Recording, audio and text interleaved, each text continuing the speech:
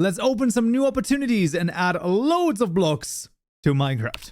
New topics added to the Forge and Fabric courses, such as tameable and rideable entities, projectiles, throwable projectiles, and boats, as well as first steps to biomes and dimensions. Courses linked in the description below. Oh, right. We found ourselves back in Challenge once more, and in this tutorial, we're going to be adding all of those non-block blocks like walls and fences and fence gates and doors and trapdoors, and we're not done yet, buttons and pressure plates, and I think I forgot one. Oh yeah, stairs and slabs. There you go. So those are going to be all of the blocks that we're going to add, and it's going to be absolutely amazing. Why is it amazing? Because we have data gen. We've done this last tutorial, and I cannot recommend enough to go through this if you haven't before, because if you haven't, then you need to create like 60 JSON files, I think, for all of the blocks that we're going to add. Yeah, it is a lot, and all of those are going to be added with like one line in each of our classes. It's going to be glorious. But first and foremost, let's go to the mod blocks class, and we're going to duplicate the sound block over here, and we're going to duplicate it a couple of times, actually. This is going to be the sound block twice, and then we're going to do this 2 more times, and then we're going to do this 4 more times, if I recall correctly. So that should be this one. And then we got the fence and the fence gates, and then, oh, it's actually 5 more times. There we go. So we're going to need 2 for the ruby stairs and the slab. Then we're going to have the button and the pressure plate. Then we're going to have the fence gate, and the wall, and then the door and the trapdoor. Let's start at the very top over here, named ruby_stairs. And of course, the name, extremely important that we change this as well, ruby stairs. This is a stairs block here in this case. First parameter of which is actually something different, and that is the base block state. This is modblocks.rubyblock.getDefaultState, and then you can still copy the iron block. That's totally fine, and you could add different block settings here as well if you so choose. But the second one is the ruby slab, and the ruby slab here as well. There you go. This is a slab block which takes in no additional parameters, so there you go. Then we have the ruby_button, and now we get to the really interesting stuff, a ruby_button right here as well. Don't forget to change the name once again. This is the button block, which actually takes in a different, second, third, and fourth parameter. So after the copy of, we want to call block set type. And here you can choose different ones. I'm going to choose iron here in this case. I'll also choose 10 ticks for the press, and we're going to say a true here for wooden, and we're going to actually go into the button block over here. Now, the block set type, I believe this really is only for the sound type, so this just determines what sound is going to be played when you right click this. The wooden, you would think that that is something about the wooden thing.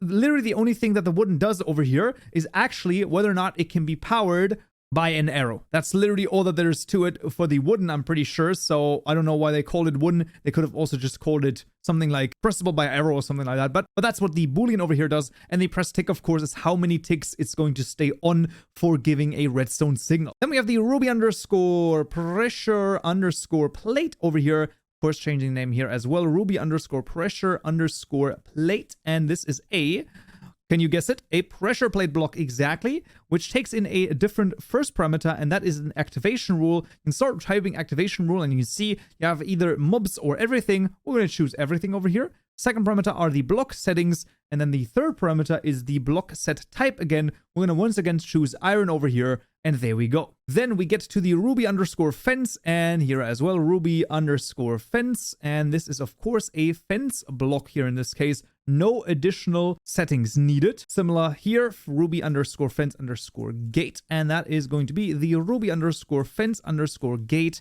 and this is a fence gate block. No, not a fence block, but a fence gate block. There we go, which actually does take in a different parameter, and that is going to be the wood type, which is very strange because in this case you actually have to have a wood type. We're just going to put in acacia because it doesn't really matter, because our fence gate over here is going to be different anyway. I believe that the wood type once again is determining the sound over here, so it's just going to be sort of a wood sound. It is what it is, but that's going to be okay. Then we have the ruby_wall, and that is going to be the ruby_wall. And this is, of course, a wall block. There we go. Once again, no different parameters needed. And then the last thing, certainly not least, though, is the ruby_door. And then we have the ruby_door right here. And this is, of course, a door block, which once again takes in different parameters. But this time they are quite important. And the parameter that it takes in is once again a block set type over here. This type iron. And this actually determines whether or not this particular door can be opened by hand. and also what type of sound events it basically has. So keep that in mind. If you use the block set type iron, then it cannot be opened by hand, and the doors can only ever be opened by redstone. Similar to the trapdoor over here. So this is the Ruby trapdoor, and of course the Ruby underscore trapdoor, which is a trapdoor block here, and which once again it takes in the block set type of iron. There we go. And now all of our different blocks have been registered. Of course, as always, all of the code is available to you in the description below in the GitHub repository. And now we can proceed. Let's, though, first of all, add the textures and the lang over here. So the textures, actually not that many. We're going to have one item texture, that is the door, because the door actually always is displayed as a singular texture. And the blocks, well, they have a few more, but also not that many. So we basically have the door textures as well as the trapdoor textures, and that is it. Because all of the rest of the textures, right, so this includes the button and the pressure plate and the fence and all of that, actually take all of the textures from the Ruby block, so we don't actually even need to add anything over here. But what we do need to add is the translation. This shouldn't be anything crazy, literally just the name over here and then translate it like we've seen a couple of times before, so nothing too insane. And then we have the assets over here done, and now we get to the data gen. So if you haven't added the data gen, well, I mean, then it's the best moment to basically add it, or you have to add all of those things manually to the data.json files, because the first thing we need to do is actually need to add our blocks to some tags. And the tags in question are as follows. So we're just going to actually copy over the needs diamond tool, because why not? And we're going to change the tag over here to fences. This is extremely important. You have to add your custom fence, so the Ruby fence has to be added to the fences tag. Otherwise, they will not connect. That's number one. Number two, you probably also want to add your fence gate to the fence gates tag. I don't think this is strictly necessary, however, it is a good idea. And then you also want to add your wall to the walls tag. If you don't do this, then your fences and your walls will not connect with each other, and they're going to just be a single post. So keep that in mind and do add this, otherwise it will not work. Once we've added this, we can go to the loot table provider over here, which is going to be very interesting indeed, because most of the stuff is just going to drop itself. So we can just add the drop over here, for example, for the Ruby stairs, and we can duplicate this a couple of times. The trapdoor is going to drop itself, the wall is going to drop itself, the fence is going to drop itself, the fence gate is also going to drop itself, the button is going to drop itself, and lastly, the pressure plate is also just going to drop itself. The only things that are not going to drop it themselves is the door and the slab, because they are, when you think about it, a little bit different, right? Because the door, well, wait a second, that's two blocks, right? So if you destroy one of them, should both of the blocks like drop something? Of course not. You could just duplicate your doors. That would be kind of weird. So you want to add the door drops over here as a second parameter, and that's going to be modblocks dot, and then passing in the door again. As easy as that. And then for the slab, a similar thing happens. So you want to call mod blocks Ruby slab, and then instead of a door drops, this is a slab drops, of course, with the slab added in here as well. And there you go. Because of course a slab, right, if you have two slabs in the same block, it should drop both of them. So that is one thing that this is basically going to deal with. Awesome, that is the loot covered as well. And then the models, which are a little bit interesting, because what we need to do is we need to take the Ruby block over here and we need to make this a block texture pool. Now this sounds way more complicated than it actually is, because what you want to do, instead of a register simple cube all for the Ruby block, we just want to call the register cube all model texture pool right here. And then we're going to make a block state model generator dot block texture pool. I'm going to call this the Ruby pool over here is equal to this. And then what you can do is you can call Ruby pool dot, and you can see there's different things that we can do. We can call the wall method fence gate fence, and it's going to generate everything for us. So we can call the stairs over here modblocks dot Ruby stairs, done. So we can duplicate this a couple of times, and of course make sure to always change everything. So this is the slab, and this is the slab pass in over here. This is the button, and this is the button pass in here. So make sure button, slab, stairs, and so on and so forth. Otherwise, you might run into an issue. This is the pressure plate. So once again, pressure plate. This is the fence and the fence. This is going to be the fence gate and the fence gate here as well. And then last, we have the wall and the wall. And the door and the trapdoor, well, they are done normally with the block state model generator. You just call the register door method over here, pass in modblocks.Ruby door, duplicate this once again, register trapdoor, and then just call the trapdoor. And that is it. That's everything we're going to need for the block model files. And I'm telling you, these few lines, you're going to say, wait a second, how much stuff is this going to generate? Yes, it's going to generate a lot of stuff, I'm telling you.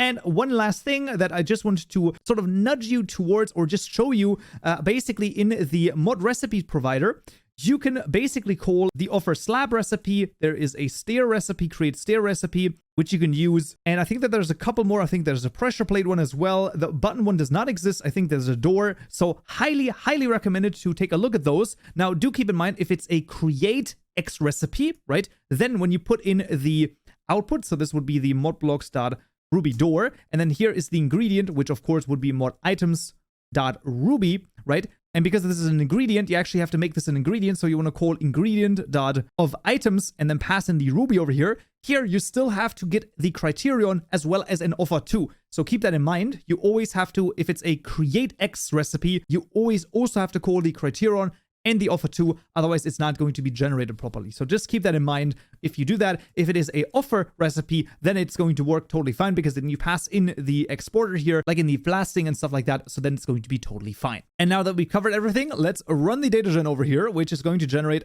I'm telling you, a lot of different JSON files. You're going to say, wait, we would have done all of those manually? And I'm like, yes, we would have done all of those manually if it wasn't for the data gen.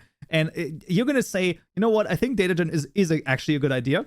Once this has run through, so we're going to see it's going to run the data gen over here, and it's going to generate for us a load of JSON files, namely 62 JSON files written over here. And you might be like, well, that's a lot of them for 9 blocks. Well, it's also complicated. So while, for example, let's say the slab over here, right, that's not too bad. Okay, it has like 3 different types over here, 3 different block state variants. That's not too bad, right? It just points to basically different block model files. But what about the button? Oh yeah, the button just looks like this. It's just 118 lines. Yeah, so this, if you have like 5 different buttons, I mean, good luck. Yes, of course, you can replace, right? You can say, oh, now this is not a Ruby button, this is a Sapphire button, and you can replace all. That's all fine and well. But at some point, you get tired of that, and you don't want to do this. Namely, also because in the blocks, look at this. All of the red ones are newly created files. The button and the inventory and the press. And then here, just this is the door, right? These 8 ones are only the door. These ones are the fence gate. It is absolutely ridiculous. Good thing you didn't have to do all of those, because that would be insane. Similar to the loot tables, overall, most of the loot tables are fine. However, I do think that something like the door is a little bit more complicated over here. Well, it's actually not too bad. It just basically drops it only from the lower half of the door block. But there you go. That is basically the general idea of doors, trapdoors, slabs, and all of those crazy non-block blocks. And this is everything done except for adding it to the item group over here. So let's just add all of them to the item group. There we go. All of them added to the item group. So let's jump into the game and see if it works. All right, friends, us back in Minecraft, and as you can see, everything in here, and let's take a look at them. So let's see, for example, the door. Let's set down the door. There's actually one thing that we need to change over here. That's totally fine. You can see they open similar to the trapdoor. There's a tiny thing that we want to change here as well, but that's totally fine. We got the slabs over here. We got some stairs that we can set down in any which way that we would like over here. And we got fences, and most importantly, they connect to each other because we've added it to the fence tag. If you have not added it, then this is not going to work. So do keep that in mind. Similar to the walls, they will not connect if you have not added them to the walls tag. So don't forget to do that. And there we go. We also got a button that's pressable. And there we go. So let's just fix the little arrow over here with the texture. That's a very easy fix.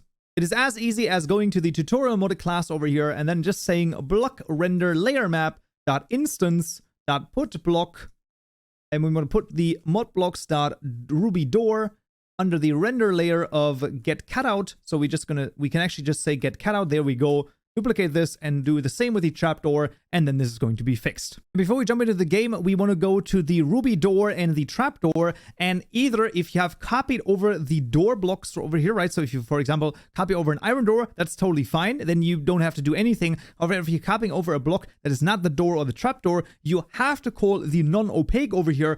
Otherwise, what you will do is you will create a block that is going to be basically an X-ray mod, which is, of course, not something that you want. Then you would be able to see through the world, which is definitely not something you want. So keep in mind that you have to call the non-opaque over here, as well as adding the block to the specific render layer. And once that is done, let's take a look and see the texture work now. All right, here we are. There you go. The texture all working. Absolutely freaking fantastic. There you go. And that's already it for this tutorial right here. Next time in this video, we will make a 2D texture and a 3D model in the same item. Hope to see you there. So, yeah.